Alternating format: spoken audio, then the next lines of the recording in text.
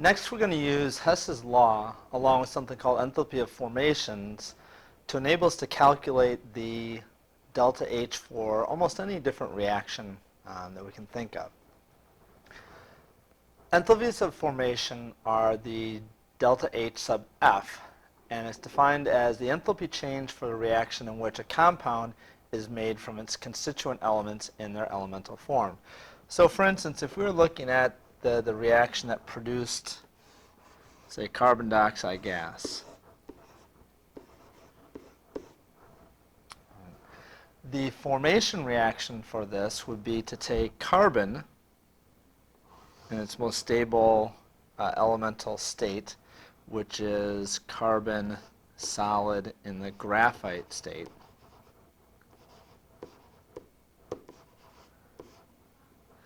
and add it to oxygen, which would be O2 in the gaseous state. And so this would be a formation reaction for carbon dioxide gas. To figure out the delta H for this formation reaction, we could use a table then. And the delta H values do change slightly based on what the conditions of the experiment are. So we're going to use something called the standard heat of formation, so that little zero there, which we'll see in just a moment. So the standard enthalpies of formation are the measured enthalpies under standard conditions, which are 25 degrees Celsius and 1 atmosphere pressure. So you can see the carbon dioxide gas that we just talked about is right here. And so the formation of carbon dioxide gas from 1 mole of carbon graphite and 1 mole of oxygen gaseous molecules would be negative 393.5 kilojoules per mole. And so you can see the other ones up here. There are a lot more of these values given to you in your book in Appendix C. If we take another one of these that maybe doesn't work out quite as nicely, let's try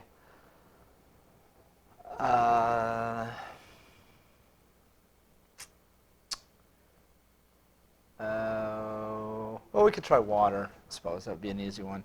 So if we were looking at the formation for water, and of course it would matter if we are doing water liquid or water gas. So we'll do water in the liquid form. And so we would have to combine hydrogen, which would be H2, with oxygen, O2. All right, both of those are in the gaseous state. Now these are always per mole of your product, so per mole of water. So we would actually in this one be forced to use the 1/2 coefficient before the oxygen, so that we'd have the formation of 1 mole of water.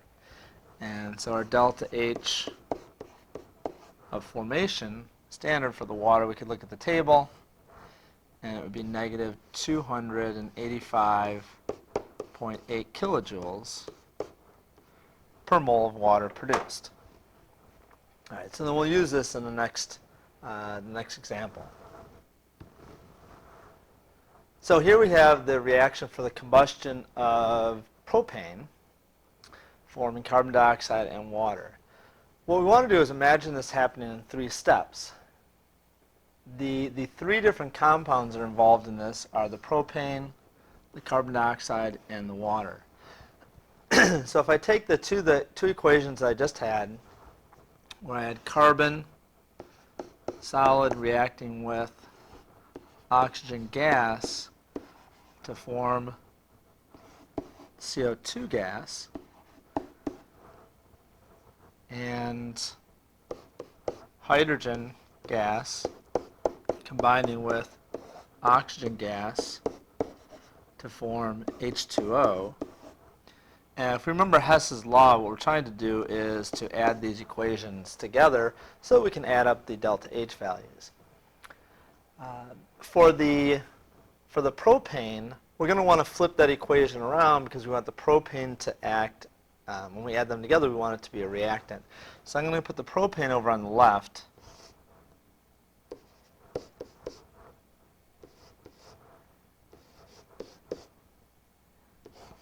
and the elements that are used to produce it on the right.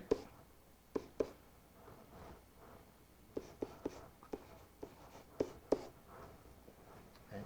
And we'll go ahead and put a little column here for the standard heats of formation that we can get from the table. So if we go back over to the table, we have the carbon dioxide was negative 393.5.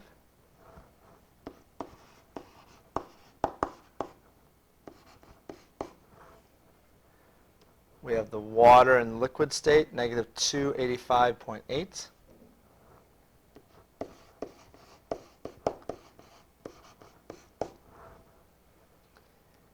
And the, and the propane right here, negative 103.85. However, remember I flipped that over, so we're going to make that positive 108.35. Again, since we flipped the equation over, we have to make that positive.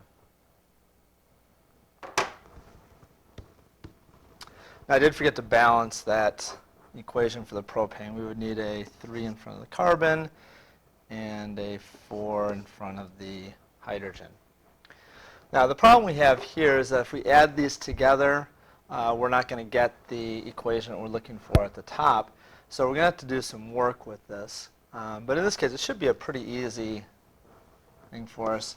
The first equation, we would multiply by 3. And remember, we need to multiply the delta H value by 3 as well. For the second equation, we need to produce 4 molecules of water. So I'm going to go ahead and multiply that one by 4. And then the third equation, we would leave as it is. So here I have multiplied through by the 3 and the 4. Again, remembering that I not only multiplied through for the equations, but the heats of formation as well. So now if I take a look at these, what I'm going to do is add these equations together. We'll see that the 3 carbons are going to cancel out on each side. We're going to cancel out the 4 H2Os on each side. And I believe that is all that we're going to be able to cancel out. And then we add these together. We get C3H8 gas, plus we got a total of 5 O2 molecules, producing 3 CO2 molecules, or 3 moles of CO2, and 4 moles of liquid water. And so if we add the delta H values together, between those, put that in red, we get negative 2,215.3 kilojoules of energy that would be released in this process. So you can see that what we've done is we've taken the formation reactions for each of the products, the CO2 and the water. Right? We've left those the way they are, but we had to multiply them by their coefficients. And we took so those are these first two. We took the heat of formation for the reactants, and we flipped that over and put that one in there. So we ended up having the negative, the opposite of the heat of formation in terms of the value for the delta H. And then we just added those together. Right? Now, this is an awful lot of work to figure out the equation. Fortunately, we can do this in a shorter way. This is just a recap of what we just did here. Right. The other way we can do this is just by simplifying it and saying that the heat of a reaction is equal to the summation of the heats of formation, the standard heats of formation, for each of the products minus the standard heats of formation for each of the reactants. Again, notice that, recall that for the propane, the last one, we made the heat of formation the opposite in sign because we had to flip that equation over. So what this looks like then is for the, again, the same reaction that we had. Delta H for the reaction would be the standard heat of formation for the products minus standard heat of formation for the reactants. Filling in our products, we have 3 times the CO2 formation, 4 times the H2O formation, 1 times the standard heat of formation for the propane, 5 times the standard heat of formation for the oxygen, the other reactant here. Now, oxygen is one of our elements in standard state, so that value is going to be 0 for us. We go to our table in our appendix, and we fill in all the numbers. And again, so you see the coefficients being multiplied by the heat of formation for each of the products.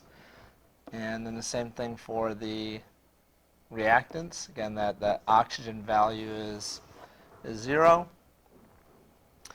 We do our math, and we come out with hopefully pretty close to the same number. Seemed to be just a hair off, maybe because one of the numbers that I put down was not quite right. Yeah, so it seems like we're slightly off. We have probably just the table that we used. The value for the heat of formation for the propane seems to be a bit different from the 2 tables that we used. So that's basically the idea, though, of how this works. So now it's just a matter of doing some practice problems with it.